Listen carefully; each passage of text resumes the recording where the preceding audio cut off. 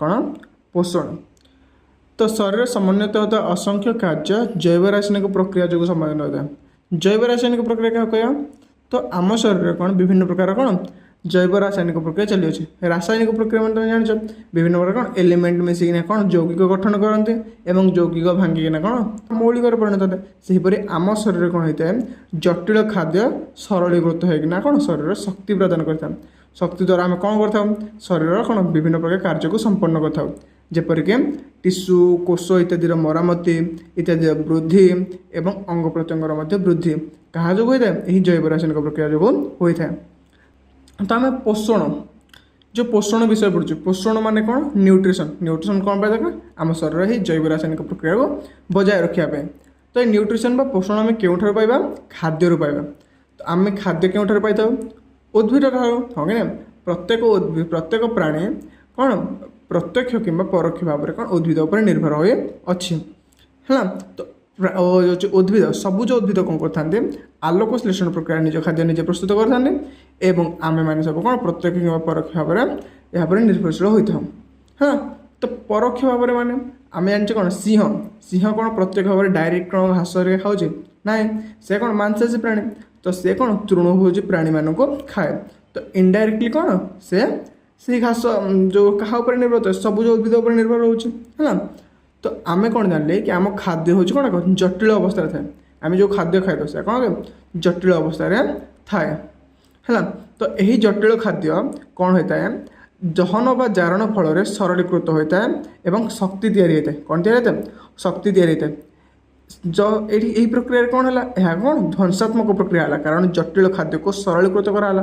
ଜଟିଳ ଖାଦ୍ୟକୁ ଭାଙ୍ଗିକିନା ଆମେ କ'ଣ ସରଳ ଖାଦ୍ୟ ତିଆରି କଲେ, ତ ଏହା କ'ଣ ଏକ ହେଲା ଧ୍ୱଂସାତ୍ମକ ପ୍ରକ୍ରିୟା ହେଲା। ଏହାକୁ ଆମେ କ'ଣ କହୁ, ଅପଚୟ ବୋଲି କହୁ। ସେହିପରି ଭାବରେ ଏହି ଆମେ ଖାଦ୍ୟରୁ ବିଭିନ୍ନ ପ୍ରକାର ଉପାଦାନ ପାଇଥାଉ, ଯାହା ଆମକୁ କ'ଣ ନୂତନ ଗଠନମୂଳକ ନୂତନ କୋଷ କିମ୍ବା ଟିସ୍ୟୁର ଗଠନମୂଳକ କାର୍ଯ୍ୟରେ ବ୍ୟବହାର ହୋଇଥାଏ। ତ ତାକୁ ଆମେ କ'ଣ କହିଥାଉ, ଚୟ ବୋଲି କହିଥାଉ। ତ ଆମେ କ'ଣ କାଟାବୋଲିଜିମ୍ ବା ଅପଚୟ ମାନେ କ'ଣ, କିଛି ଜିନିଷ ଭାଙ୍ଗିବ। ଚୟ ମାନେ କ'ଣ, କିଛି ଜିନିଷ ନୂତନ କ'ଣ ପ୍ରସ୍ତୁତି ହେବ ମିଶିକିନା। ତ କିଛି ଜିନିଷ କ'ଣ ପ୍ରସ୍ତୁତି ହେଲା। ତ ଏହି ଯେଉଁ ଚୟ ଆଉ ଅପଚୟର ମିଶ୍ରଣକୁ ଆମେ କ'ଣ କହିଲେ, ଚୟାପଚୟ ବୋଲି କହିଲେ। କ'ଣ କହିଲେ, ଚୟାପଚୟ ବୋଲି କହିଲେ। ତାକୁ ଇଂରାଜୀରେ କ'ଣ କହୁ, ମେଟାବୋଲିଜିମ୍ ହେଲା। ତ ଆମେ ଜାଣିଛେ ଖାଦ୍ୟ ବିଭିନ୍ନ ପ୍ରକାର, ହଁ କି ନା। ଖାଦ୍ୟ ପ୍ରାୟ କେତେ ପ୍ରକାର ପାଖାପାଖି 6 ପ୍ରକାର ଖାଦ୍ୟ ଅଛି। କ'ଣ କ'ଣ, ଶ୍ୱେତସାର, ପୃଷ୍ଟିସାର, ସ୍ନେହସାର, ଧାତୁସାର, ଭିଟାମିନ୍ସ ଆଉ ଜଳ। ଟୋଟାଲ କେତେ ପ୍ରକାର, 6 ପ୍ରକାର କ'ଣ ଖାଦ୍ୟ ଅଛି। ତ ଏମାନଙ୍କ ଭିତରେ ମଧ୍ୟ କ'ଣ ସବ୍ କାଟେଗୋରୀ ମଧ୍ୟ ଅଛି। ଯେମିତି ଶ୍ୱେତସାର ଦେଖେ, ଶ୍ୱେତସାର କ'ଣ ଗୋଟେ ପ୍ରକାର ଶ୍ୱେତସାର ଅଛି କି ନାହିଁ, ବିଭିନ୍ନ ପ୍ରକାର ଶ୍ୱେତସାର ଅଛି, ହଁ କି ନାହିଁ। ତ ବିଭିନ୍ନ ପ୍ରକାର କ'ଣ ଶ୍ୱେତସାର ଅଛି। ତ ଶ୍ୱେତସାର ଯେପରିକି ଗ୍ଲୁକୋଜ୍ ଅଛି, ସୁକ୍ରୋଜ୍, ଲାକ୍ଟୋଜ୍, ମାଲ୍ଟୋଜ୍, ଷ୍ଟାର୍ଚ, ଆହୁରି ବିଭିନ୍ନ ପ୍ରକାର ଶ୍ୱେତସାର ଅଛି। ଆମେ ମୁଖ୍ୟତଃ ଶର୍କରା ଆଉ ମନ୍ଦକ ପ୍ରଧାନ ଶ୍ୱେତସାର ରୂପେ ଆମେ ଗ୍ରହଣ କରିଥାଉ। ଆଳୁ, ଭାତ, ରୁଟି ଇତ୍ୟାଦିରେ କ'ଣ ମନ୍ଦକ ଥାଏ। ଚିନି, ଗୁଡ଼ ଇତ୍ୟାଦିରେ କ'ଣ ଥାଏ, ସୁକ୍ରୋଜ୍ ନାମକ ଶ୍ୱେତସାର ଥାଏ। ସେହିଭଳି ଫଳ ରସ, ପନିପରିବା ଇତ୍ୟାଦିରେ କ'ଣ ଗ୍ଲୁକୋଜ୍ ନାମକ ଶ୍ୱେତସାର ଥାଏ। ଶ୍ୱେତସାର ଆମେ କ'ଣ ପାଇଥାଉ, ଶକ୍ତି ପାଇଥାଉ, ସହଜରେ ଶକ୍ତି ପାଇଥାଉ ଶ୍ୱେତସାର ହେଲା। ତ ଶ୍ୱେତସାର ଆମେ କ'ଣ ସବୁଠାରୁ ସହଜରେ ଶକ୍ତି ପାଇଥାଉ। ଗ୍ଲୁକୋଜ୍ର ସିମ୍ବଲ୍ କ'ଣ, C6H12O6 କ'ଣ, C6H12O6। ସି ମାନେ କ'ଣ, କାର୍ବନ, ମାନେ ଗ୍ଲୁକୋଜ୍ର କ'ଣ ଅଛି, କାର୍ବନ ଅଛି। H ମାନେ ହାଇଡ୍ରୋଜେନ୍, ଅକ୍ସିଜେନ୍ ଅଛି ହେଲା। ତ ଆମେ ଦେଖିବା ଏଇଟା ହେଉଛି କ'ଣ ଗ୍ଲୁକୋଜ୍ର, ଦେଖ ଏଠି ଗ୍ଲୁକୋଜ୍ର ଷ୍ଟ୍ରକ୍ଚର୍ ହେଉଛି ଏଇଟା।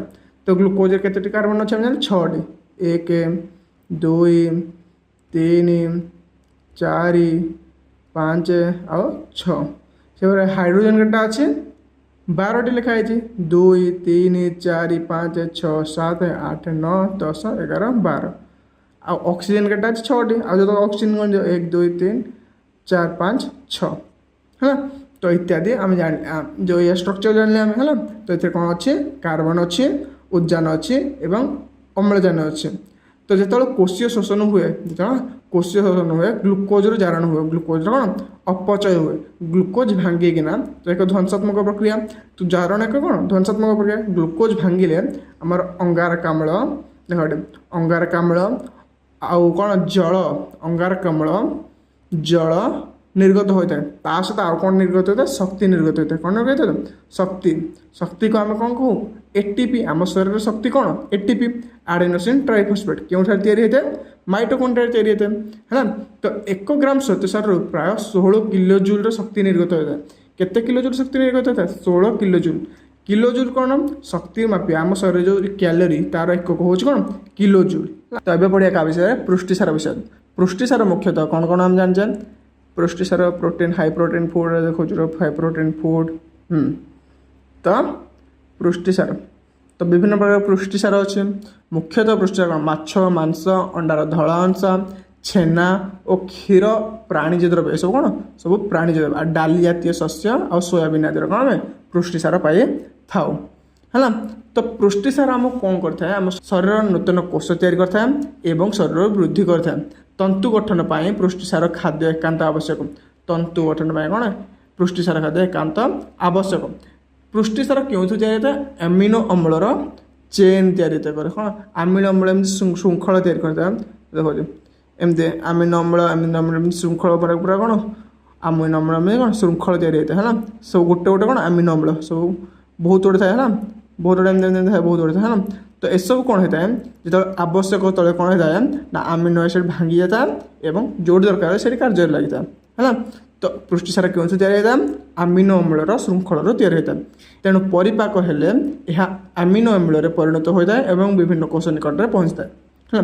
तो स्नेहसार पढ़िया कौन पढ़िया स्नेहसार विषय पढ़िया। तो स्नेहसार आम क्यों पाई माछ क्षीर छेना लहुणी अंडार हलदिया अंश और तेल घी स्नेहसार इत्यादि पाई है।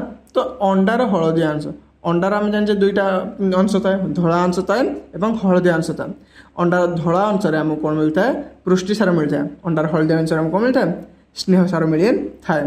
तो स्नेहसार आम कौन पर खाया आवश्यक आम शरीर कोष झिल्ली तैयारी स्नेहसार कौन एक मुख्य भूमिका कौन ग्रहण करें। तो यह कौन आम शरीर को उषुम रखार साहाय्य आवश्यक स्थल कोशीय शोषण द्वारा यार जारण हुए और शक्ति निर्गत हुए कौन होता है शक्ति निर्गत करे। धातुसार विषय कौन है धातुसार। तो धातुसार व मिनराल शरीर गठन पर कौन नितांत आवश्यक विभिन्न प्रकार धातुसार अच्छे लौह कैल्शियम फस्फरस सोडियम एवं पोटासियम आदि। तो दांत हाड़ शक्त रखापी कौन कैल्शियम नितांत आवश्यक एवं लोहित रक्त कौन होता है हिमोग्लोबिन वृद्धि आम कौन दरकार लौह बा आयरन नितांत आवश्यक। तो आयरन आम कौन पाइबा तो एग रु आम आयरन पाइपर एग्रे 46% आयरन थाए एग हूँ कौन गोटे complete source of nutrition Agre विभिन्न प्रकार विटामिन्स अच्छी पुष्टिसार अच्छी स्नेहसार अच्छी विभिन्न प्रकार धातुसार अच्छी। तो एग कौन एक सबुठ हेल्दी खाद्य है ना। यह छड़ा शरीर आयन संतुलन रखार कौन धातुसार आमको साहाय्य करता है। विटामिन्स विषय पढ़ा क्या विषय पढ़ा विटामिन्स विषय पढ़ा कोष विभिन्न प्रकार रासायनिक प्रक्रिया एंजाइम साहाय्य होता है आम कौन एंजाइम साहाय्य होता है एवं ये एंजाइम को साहाय्य करता है किए विटामिन्स है ना। विटामिन्स अभाव में आमको विभिन्न प्रकार रोग होता है जेपरिक तुम जानते विटामिन ए अभाव कौ रोग होता है अंधार कणा रोग होता है कौ रोग होता है अंधार कणा रोग होता है। तो विभिन्न प्रकार विटामिन्स अच्छे।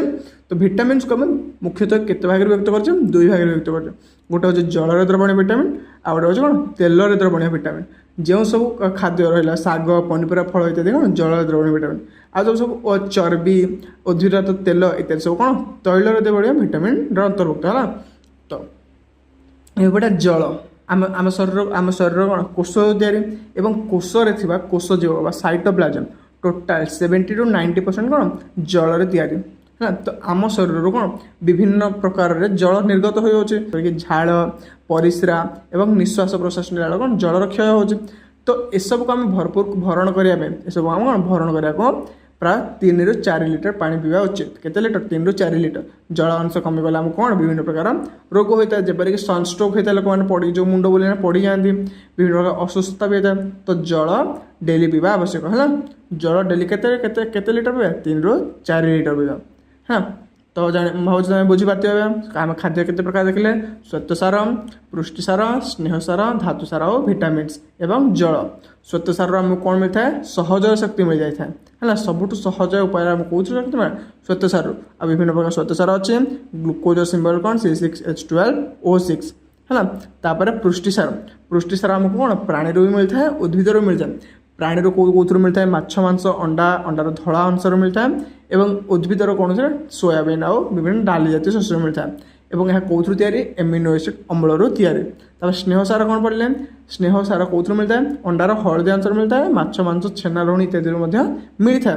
तापर कौन कोष झिल्ली तैयारी कौन मुख्य अंशग्रहण करता है। ये कौन करता है आम शरीर नूतन कोष एवं शरीर वृद्धि में किए साहाय्य करता है आमको प्रोटीन तैयारी करता है साहाय्य करता है शरीर गठन पर धातुसार मिनराल आवश्यक एवं जो हाड़ आ दांत आमको कौन दरकार कैल्शियम दरकार। कैल्शियम कौन मिल पाए आमको क्षीर मिल पाए है।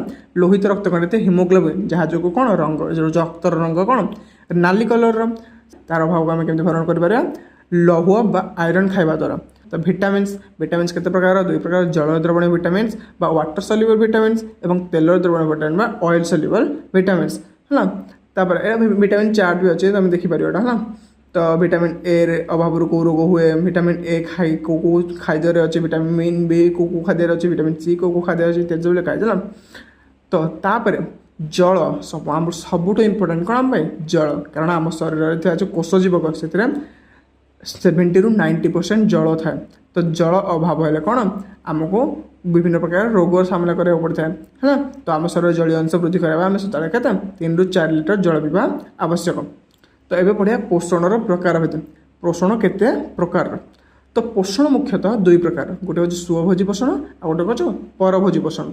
स्वभोजी पोषण क्या कह जो मैंने निज खाद्य निजे प्रस्तुत करते जमीक सबुज उद्भिद आउ केतेक कौन नीलहरित शैवाल पत्र सबुज उद्भिद कौन करते पत्र साहाय्य कौन करते निज खाद्य बन था नीलहरित शैवाल निज खाद्य बन था क्यों प्रक्रिया आलोक विश्लेषण प्रक्रिया है। तो ये निज खाद्य निज आलोक विश्लेषण प्रक्रिया विषय पढ़िया डिटेल अच्छे आगे है। तो एवं आउ केते प्रकार बैक्टेरिया अच्छा जमी नाइट्रेट प्रस्तुतकारी बैक्टेरिया गंधक व सल्फर बैक्टेरिया एसबू कौन करते मैंने निज खाद्य निजे प्रस्तुत करते क्यों प्रक्रिया रसाश्लेषण प्रक्रिया क्यों प्रकार रसाश्लेषण प्रक्रिया माने कौन करते देख आम आलोक विश्लेषण प्रक्रिया देखुचे आलोक विश्लेषण प्रक्रिया देख आलोक विश्लेषण प्रक्रिया से कौन ऑक्सीजन मिसिकिना कौन शक्ति निर्गत होती सबुथिरे सब आमोनिया रे ऑक्सीजन मिसिला कौन शक्ति निर्गत है से हाइड्रोजन सल्फेट रे कौन ऑक्सीजन मिसिकिना शक्ति निर्गत है। तो मेन इंपोर्टेंट जिन हूँ कौन शक्ति निर्गत करा एमाने क्यों प्रकार निज शक्ति निर्गत करते नाइट्रिफाइंग बैक्टेरिया और सल्फर बैक्टेरिया रसाश्लेषण प्रक्रिया है। आउ उद्भिद एवं सियानो बैक्टेरिया बा नीलहरित शैवाल क्यों प्रक्रिया निज कौन जो ये करते क्यों प्रक्रिया निज शरीर खाद्य पूरण करते आलोक विश्लेषण प्रक्रिया है। तो ये बढ़िया कौन परभोजी पोषण विभिन्न प्रकार कौन प्राणी जो मैंने कौन निज खाद्य निजे प्रस्तुत करते विभिन्न उद्भिद अच्छा जो मैंने अन्य उपर निर्भर होता एवं केते गुड़े बैक्टेरिया अच्छा कौन मैंने अन्य उपर निर्भर होता निज खाद्यपाई है। जेपरिक कबक जो प्राणी आउ इत्यादि मलांग निर्मूली राफ्लेसिया आदि परजीवी उद्भिद है। तो हेटेरोट्रॉपिक परजीवी पोषण को 4 भाग विभक्त कराई केते भाग विभक्त 4 भाग प्राणी सम पोषण मृतोपजीवी पोषण परजीवी पोषण आउ कौन सहजीविता। तो बहुत इजी है कौन सब बहुत इजी तो देख ये हूँ कौन तो प्रथम आम पढ़े जो प्राणी सम पोषण माने जो प्राणी माने जटिल खाद्य ग्रहण कर निज परिपाक तंत्र सरलीकृत करते माने कौन प्राणी सम पोषण अंतर्भुक्त जेपरिक मनीष एमैबा इत्यादि कौन निज खाद्य कौन गिड़िकिना शरीर भितर सरलीकृत करते है। तो एम सब कहार अंतर्भुक्त प्राणी सम पोषण अंतर्भुक्त एम निज परिपाखर सरलीकृत खाद्य को आत्मीकरण और अंतर्ग्रहण करते हैं। शरीर गठन और शरीर को कार्यक्षम रखा साहाय्य करता है। तब पढ़िया मृतोपजीवी पोषण मृतोपजीवी पोषण माने कौन जो परभोजी तो जो परभोजी कौन करता है मृत सब 50टा उद्भिद 50टा उद्भिद मृत गलित प्राणी इत्यादि कौन निज खाद्य संग्रह करते एमाने कौन एमाने कौन करते ना निज खाद्य को निजे शरीर भितर सरलीकृत करपारती ना तो से कौन करती शरीर बाहर को पाचक रस कौन शरीर बाहर को जो बाहर छाड़ती कौन पाचक रस तो यही सब पाचक रस कौन करता है जटिल खाद्य को सरलीकृत करता है और सरलीकृत होता खाद्य को एम कौन करते खाद्य रूप में ग्रहण करते है तो एम कौन करता शरीर बाहर खाद्य को सरलीकृत करना ग्रहण करते आउ होलोजोइक बा प्राणी समपोषण जो प्राणी मैंने कौन करते निज खाद्य को निजे जटिल भाव अवस्था खाती और शरीर सरलीकृत करते है एवं पढ़िया क्या विषय तो एम एग्जाम्पल सब कौन कौन छतु ईस्ट बैक्टेरिया इत्यादि है तापर परजीवी पोषण कौन पढ़िया परजीवी पोषण तो जो प्राणी मैंने कौन करते से जीवंत प्राणी जो से जीवंत प्राणी कि उद्भिद शरीर भितर कि बाहर रहीकिना कौन से खाद्य रूपे ग्रहण करते जपरिक आम शरीर उंकुणी कौन आमर रक्त भी थाए है तो से कौन आम सदा क्षति करते तो परजीवी पोषण कौन सदा से कौन करते क्षति करते कौन करते अनिष्ट बा क्षति करते है से कौन करते खाद्य आम शरीर को डायरेक्ट से निजे खाद्य सरलीकृत करते आम शरीर को कौन सरलीकृत खाद्य सीधा सड़क भाव ग्रहण करते से उदाहरण सब कौन कौन हम मलांग निर्मूली राफ्लेसिया आदि कौन उद्भिद यार उदाहरण तापर प्लाज्मोडियम कुंकुणी जोको आदि कुर्मी कौन यार एग्जाम्पल देख परजीवी पोषण को परजीवी पोषण दुई भाग विभक्त गोटे हूँ अंत परजीवी आ गए हूँ कौन बाह्य परजीवी अंत परजीवी क्या कह परजीवी माने प्राणी कि उद्भिद शरीर भितर था से कौन अंत परजीवी कह एग्जाम्पल जमी प्लाज्मोडियम से कौन शरीर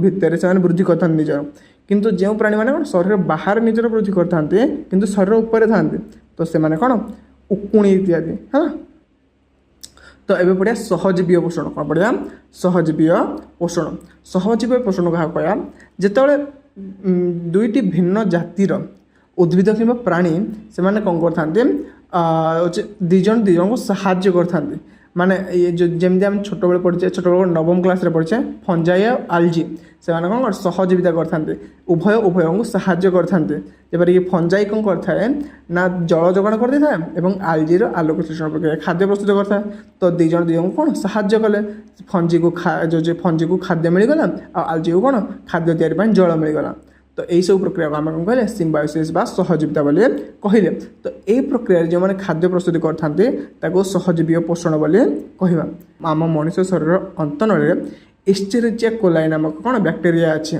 से आम शरीर सरलीकृत खाद्य खाऊे आमको कौन हो विटामिन B12 दूचे विटामिन B12 सियानो कोबालामिन है आहरी विभिन्न प्रकार जबक्षारजान विबंधन करता बैक्टेरिया मैंने कौन सहजीविता पोषण करते हाँ तो मुझे भावी तुम विषय बुझीपार है थैंक यू तापर आम कौन पढ़िया नेक्स्ट चैप्टर आलोक श्लेषण विषय पढ़िया कौन पढ़िया आलोक श्लेषण विषय पढ़िया है बाय।